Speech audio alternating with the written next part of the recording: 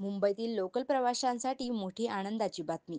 मध्य रेल्वेने 15 डब्यांच्या लोकल ट्रेनच्या संख्येत मोठी वाढ करण्याचा निर्णय घेतला आहे. यासाठी छत्रपती शिवाजी महाराज टर्मिनस येथील प्लॅटफॉर्म क्रमांक 5 आणि 6च्या लांबी वाढवण्याचे काम हाती घेण्यात आले आहे. मध्य रेल्वेने CSMT येथील सिग्नलिंग यंत्रणा अद्ययावत करून इलेक्ट्रिकल इंटरलॉकिंग प्रणाली सुरू केली आहे. परिणामी जुनी रूट रिले इंटरलॉकिंग इमारत रिकामी झाली असून ती पाडण्यात येणार आहे.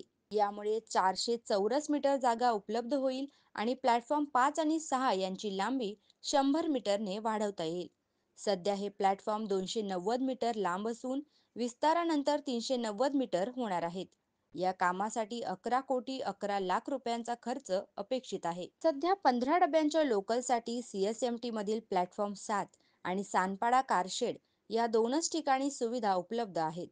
मात्र नव्या विस्तारामुळे 15 डब्यांच्या लोकल ट्रेनसाठी अतिरिक्त 22 सेवा सुरू करता येणार आहेत आणि त्यामुळेच एकूण 44 फेऱ्या वाढतील, जे प्रवाशांसाठी मोठा दिलासा देणारे ठरणार आहे. प्लॅटफॉर्म विस्तारासोबतच yard remodelling, cross over points आणि सिग्नलिंग यंत्रणेत आवश्यक ते बदल करण्यात येणार आहेत.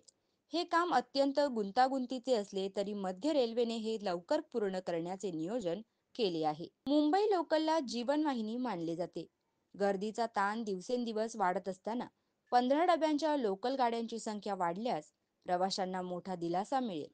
मध्य रेल्वेच्या या निर्णयामुळे लांब पल्ल्याच्या प्रवाशांना अधिक आरामदायी प्रवासाचा अनुभव मिळणार आहे. मध्य रेल्वेच्या या निर्णयाबाबत तुमचं मत काय आहे हे कमेंट बॉक्समध्ये नक्कीच सांगा.